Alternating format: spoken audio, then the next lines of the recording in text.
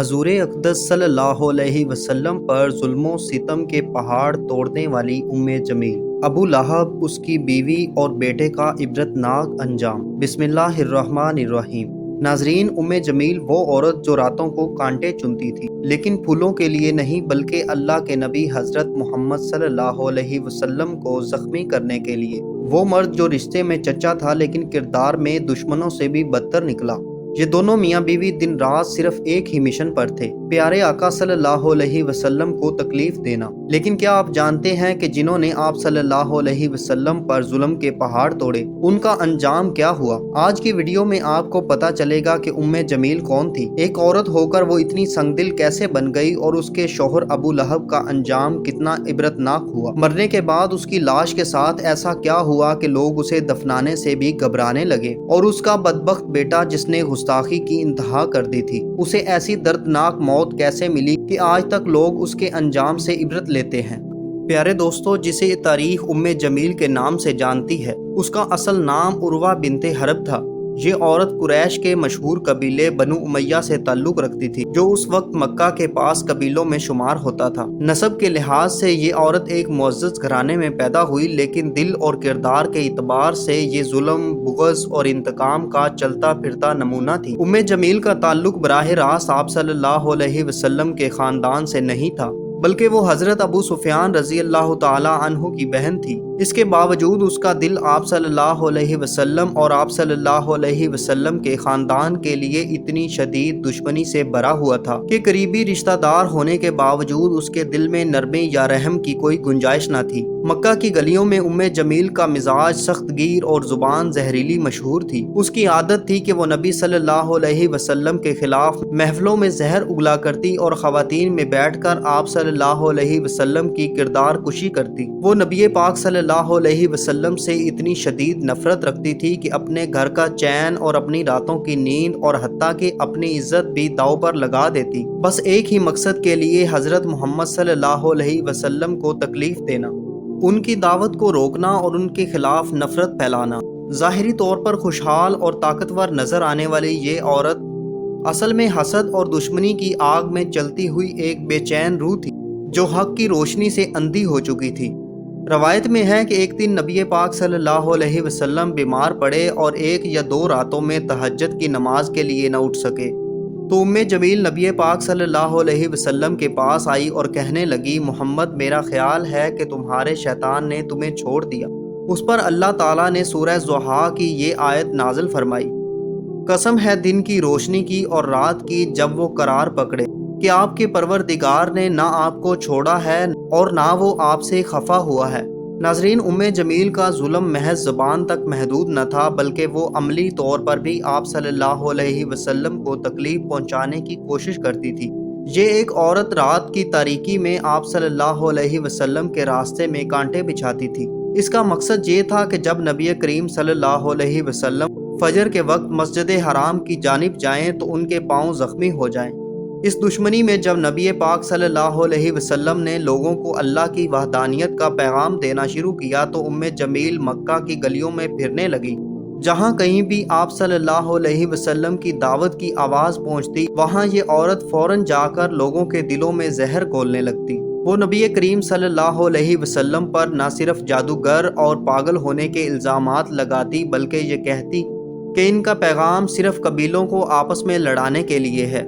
ناظرین، مفسرین نے لکھا ہے کہ ابو لہب اور اس کی بیوی جمیل باولے کتے کی طرح آپ صلی اللہ علیہ وسلم کے پیچھے لگے رہتے تھے۔ حضرت اسماء بنت ابو بکر رضی اللہ تعالی عنہما فرماتی ہیں کہ جب حضور پاک صلی اللہ علیہ وسلم پر سورہ لہب نازل ہوئی تو جمیل غصے سے پاگل ہو گئی۔ وہ دل ملا اٹھی جیسے کسی نے اس کے سینے پر پہاڑ رکھ دیا۔ ہاتھ میں ایک پتھر اٹھایا اور پاگلوں کی طرح گلیوں میں چلتی ہوئی نبی پاک صلی اللہ علیہ وسلم کی تلاش میں نکل پڑی۔ راستے میں وہ چیخ چیخ کر نعرے لگا رہی تھی اور کہہ رہی تھی کہ ہم نے اس شخص کا انکار کر دیا جس کی مذمت کی گئی ہے۔ اب محمد کے دین کو نفرت سے دیکھتے ہیں اور ہم اس کے حکم کو ماننے سے انکار کرتے ہیں۔ یہ کلمات دراصل اللہ کے محبوب صلی اللہ علیہ وسلم کے خلاف نفرت کا اظہار تھے، ایک کھلی گستاخی، ایک کھلا چیلنج تھا۔ اس وقت رسول اللہ صلی اللہ علیہ وسلم مسجد میں تشریف فرما تھے۔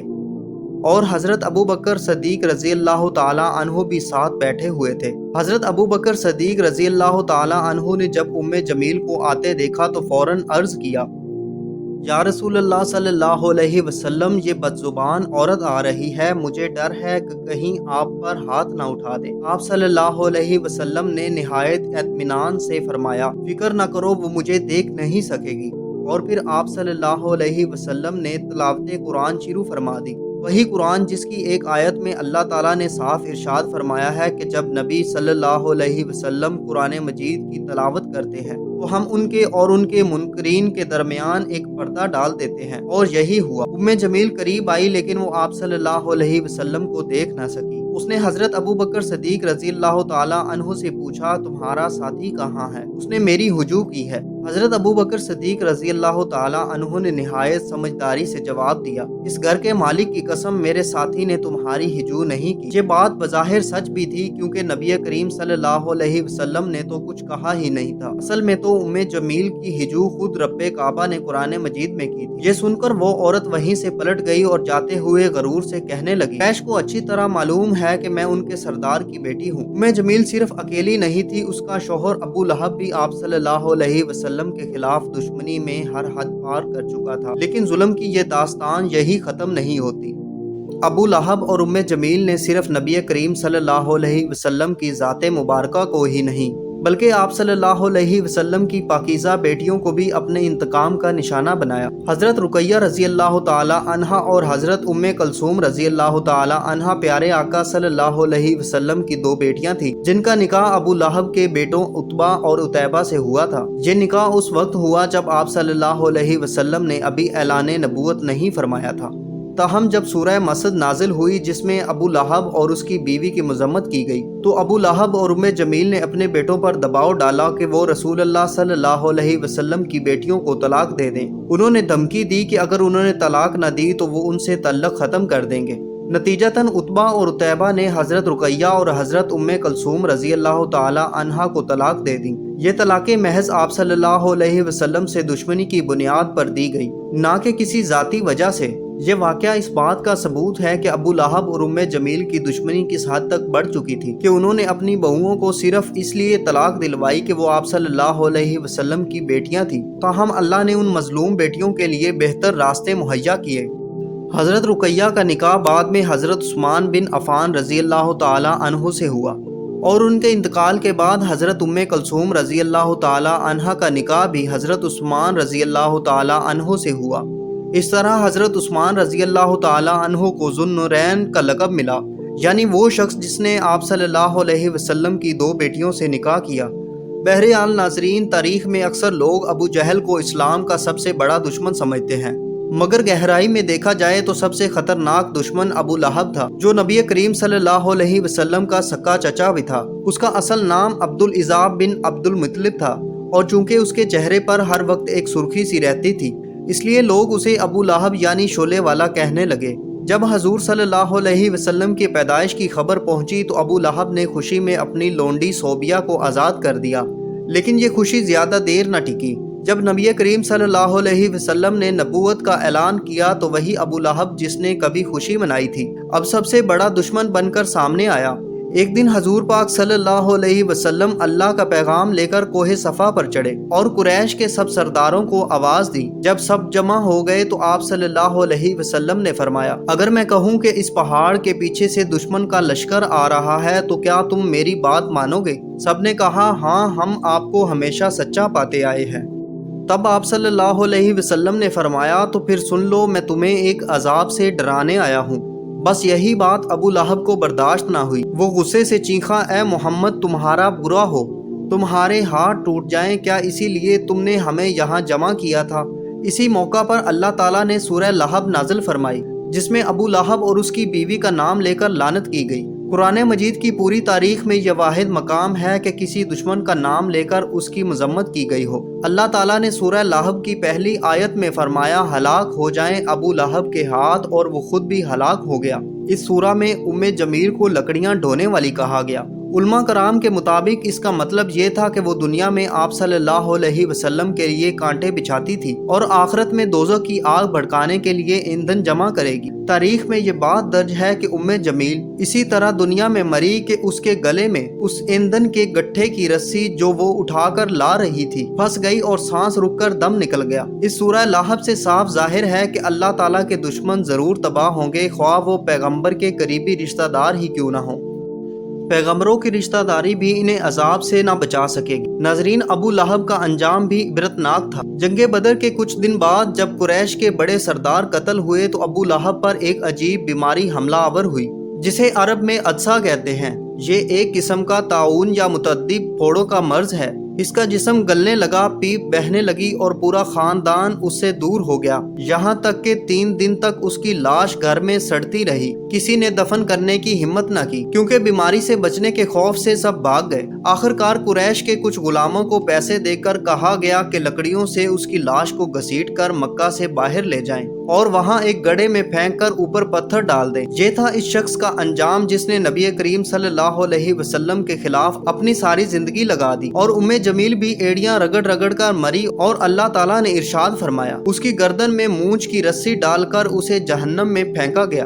وہ اپنی قیمتی ہار پر فخر کیا کرتی تھی اور ڈنگے مارتی تھی کہ میں یہ قیمتی ہار بیچ کر محمد صلی اللہ علیہ وسلم کی مخالفت میں لگا دوں گی۔ اللہ تعالیٰ نے اسی گردن میں توق ڈالا جس سے شیطان بھی پناہ مانگتا ہوگا۔ بلکہ جمیل کا ایک ناپاک بیٹا عتیبہ جس کے اندر ماں باپ ہی کی طرح گستاخی کا زہر بھرا ہوا تھا، وہ بھی بالآخر کتے کی موت مرا۔ راوی عبار بن اسود اس ہولناک انجام کا آنکھوں دیکھا حال کچھ یوں بیان کرتے ہیں کہ ابو لہب اور اس کا بیٹا عتیبہ ملک شام کے سفر پر روانہ ہونے والے تھے۔ میں بھی اسی قافلے میں تھا، مگر سفر پر نکلنے سے پہلے ہی عتیبہ نے کفر و غرور کی زبان میں کہا، خدا کی قسم میں محمد کے پاس جاؤں گا اور اس کے رب پر ایمان رکھنے کی پاداش میں اسے تکلیف دے کر رہوں گا۔ اور وہ واقعی نبی پاک صلی اللہ علیہ وسلم کے پاس گیا۔ بدبخت نے گستاخی کی انتہا کرتے ہوئے کہا، اے محمد، میں اس بات کو نہیں مانتا جس کے بارے میں تم کہتے ہو کہ وہ قریب آیا، یہاں تک کہ 2 کمانوں کے فاصلے پر رہ گیا۔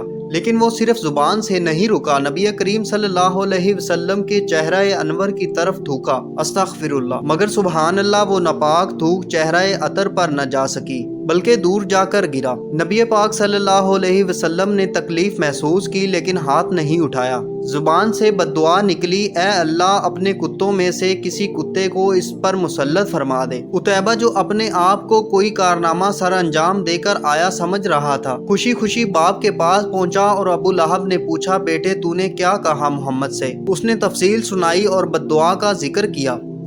یہ سن کر ابو لہب کا چہرہ سفید ہو گیا، ہونٹ کانپنے لگے اور لرزتی آواز میں بولا، اے بیٹے خدا کی قسم میں محمد کی بد دعا سے تجھے محفوظ نہیں سمجھتا۔ پھر قافلہ شام کی طرف روانہ ہوا۔ راستے میں ابراہہ کے مقام پر ایک گرجا گھر میں قیام کیا۔ وہاں کے پادری نے خبردار کیا، اے عرب کے قافلے والو، یہ علاقہ خطرناک ہے، یہاں درندے یوں دندناتے پھرتے ہیں جیسے تمہارے ہاں بکریاں۔ یہ سن کر ابو لہب کی حالت غیر ہو گئی۔ وہ کہنے لگا، تم جانتے ہو میں بوڑھا ہوں، میرا مقام و مرتبہ بھی تمہیں معلوم ہے۔ محمد نے میرے بیٹے پر بد دعا کی ہے، مجھے سخت اندیشہ ہے۔ ایسا کرو کہ سارا سامان گرجا گھر کے صحن میں جمع کرو، اس کے اوپر میرے بیٹے کا بستر لگاؤ اور تم سب سامان کے گرد سو جاؤ۔ راوی کہتے ہیں کہ ہم نے ویسا ہی کیا۔ رات آئی اور پھر وہ لمحہ بھی آن پہنچا۔ جنگل کی تاریکی چیر کر ایک شیر آیا اور وہ آہستہ آہستہ سب کے چہروں کو سونگتا رہا مگر کسی کو کچھ نہ کہا۔ پھر وہ سامان کے ڈھیر پر چڑھا، عتیبہ کے چہرے کو سونگا اور پل بھر میں اسے چیر پھاڑ کر رکھ دیا۔ ابو لہب سر پکڑ کر بیٹھ گیا اور وہی کہتا رہا، میں جانتا تھا میرے بیٹے کو محمد کی بد دعا کبھی نہیں بخشے گی۔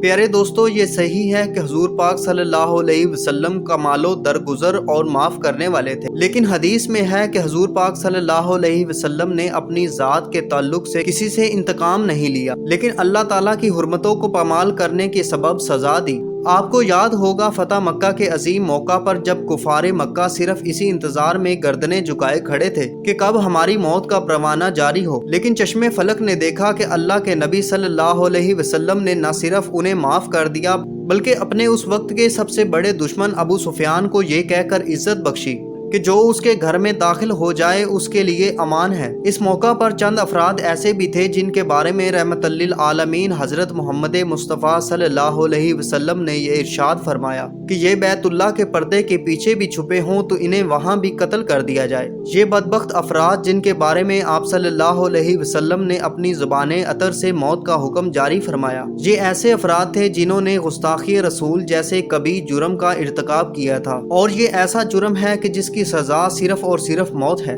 ناظرین، آج کی یہ ویڈیو ہمیں سکھاتی ہے کہ نبی کریم صلی اللہ علیہ وسلم کی گستاخی کبھی بھی معاف نہیں کی جا سکتی۔ جو شخص آپ صلی اللہ علیہ وسلم کی عزت پر حملہ کرتا ہے وہ ہمیشہ بدترین انجام کا شکار ہوتا ہے۔